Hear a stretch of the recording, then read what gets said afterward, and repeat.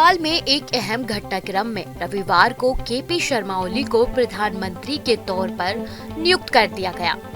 72 साल के ओली तीसरी बार नेपाल के प्रधानमंत्री बने हैं। उन्हें देश में राजनीतिक उथल पुथल के बीच नए गठबंधन सरकार का नेतृत्व करना है। सोमवार को ओली और उनके नए मंत्रिमंडल का शपथ ग्रहण होगा। ओली ने पुष्प कमल दहल प्रचंड की जगह ली है। प्रचंड शुक्रवार को विश्वास मत हार गए थे। इसके बाद संविधान के अनुच्छेद 76(2) के अनुसार नई सरकार गठित करने की प्रक्रिया शुरू हुई। राष्ट्रपति रामचंद्र ने नेपाल कम्युनिस्ट पार्टी CPN-UML के नेता केपी शर्मा ओली को नेपाल का नया प्रधानमंत्री नियुक्त किया। केपी शर्मा ओली को चीन समर्थन भी माना जाता है। उनके पहले कार्यकाल में भारत के साथ उनके रिश्ते तल्ख रहे थे। ओली संसद में सबसे बड़ी पार्टी नेपाली कांग्रेस के समर्थन से प्रधानमंत्री बने। राष्ट्रपति भवन के मुख्य भवन शीतल निवास में सोमवार को यानी आज 11 बजे ओली का शपथ ग्रहण समारोह होगा। शुक्रवार देर रात ओली ने नेपाली कांग्रेस के अध्यक्ष शेर बहादुर देउबा के समर्थन से सरकार बनाने का दावा पेश किया और प्रतिनिधि सभा के 165 सदस्यों के हस्ताक्षर वाला समर्थन पत्र सौंपा, जिस पर उनकी पार्टी से 77, नेपाली कांग्रेस से 88 सदस्यों के सिग्नेचर थे। नेपाल ने एक समय अपने मित्र रहे प्रचंड को झटका दे दिया जब उन्होंने राजनीतिक शत्रु समझे जाने वाले नेपाली कांग्रेस के शेर बहादुर देउबा से हाथ मिला लिया। देउबा की नेपाली कांग्रेस नेपाल की प्रतिनिधि सभा में सबसे बड़ी पार्टी है। महज 4 महीने पहले ही ओली के समर्थन में मार्च में प्रचंड ने सरकार का गठन किया था। वर्ष 2008 में जब पूर्ववर्ती राजशाही को औपचारिक रूप से समाप्त कर दिया गया और नेपाल ने आंतरिक संविधान को अपनाया, जब से यहाँ 13 अलग अलग सरकारें बनी। इसमें प्रचंड देउबा और ओली ने प्रधानमंत्री के रूप में कई बार पद संभाला। नेपाल में मौजूदा राजनीतिक अस्थिरता कोई पहली बार नहीं है। इससे पहले भी कई बार मौजूदा सरकार के गिरने या गिराने के बाद दूसरी पार्टी ने सत्ता में वापसी की है। विदेशी मामलों में जानकारों का मानना है कि सत्ता में ओली की वापसी से चीन का फायदा हो सकता है। केपी ओली के चीन के साथ संबंध शुरू से ही अच्छे रहे हैं। ऐसा माना जा रहा है कि अगर ओली सरकार ने इस बार सत्ता में वापसी करी है तो भारत के प्रति उनका रुख नहीं बदला तो चीन के सामरिक प्रभाव के कारण इसका असर कुछ हद तक ही सही, लेकिन भारत और नेपाल के रिश्ते पर पड़ेगा जरूर। बता दें कि ओली की पार्टी और नेपाली कांग्रेस के बीच सरकार चलाने को लेकर एक समझौता हुआ है। इसी समझौते के तहत दोनों पार्टियां गठन का हिस्सा बनी हैं। आपको बता दें कि सरकार बनाने के लिए साथ आने से पहले ओली की कम्युनिस्ट पार्टी और नेपाल कांग्रेस एक दूसरे के विरोधी माने जाते थे। नेपाल में मौजूदा पीएम प्रचंड के संसद में बहुमत साबित न कर पाने की वजह से ओली की कम्युनिस्ट पार्टी और नेपाली कांग्रेस के बीच गठबंधन हुआ है।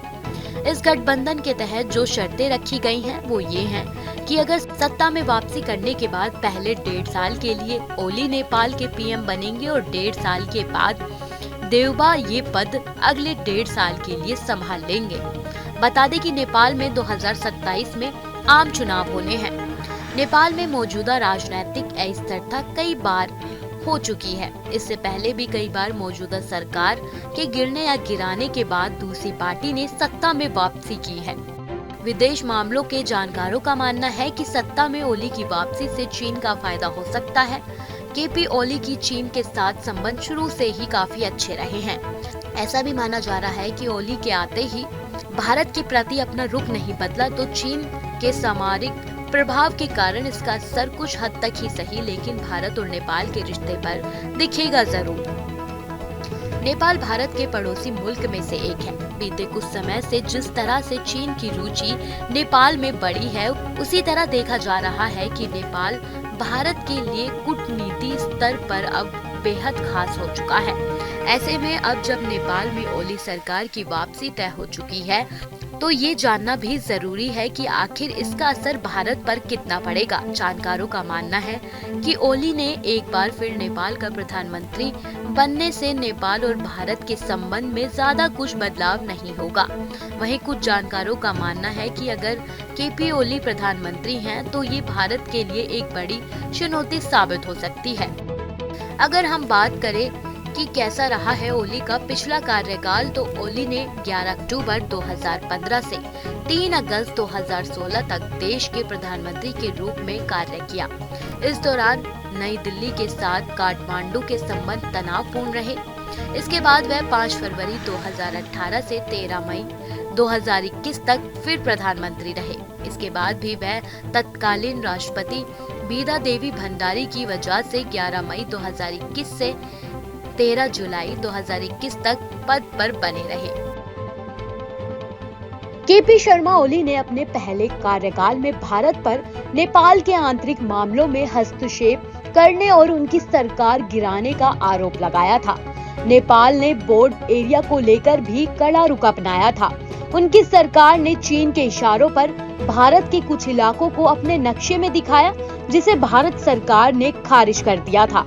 नक्शे में उत्तराखंड के लिपू लेक, काला पानी और लिप्यानधुरा को नेपाल का होने का दावा किया गया था। अभी पिछले महीने ही खबर आई थी कि एक नोट पर नेपाल ने भारत के कुछ इलाकों को अपना बताया है। इसके बाद फिर से भारत ने कड़ी आपत्ति जताई थी। बता दें कि 1992 में जन्मे ओली 12 साल की उम्र से ही राजनीति में आ गए थे। ऐसी ही तमाम जानकारियों के लिए हमारे साथ बने रहें और देखते रहें न्यूज़ नेशन का डिजिटल प्लेटफॉर्म।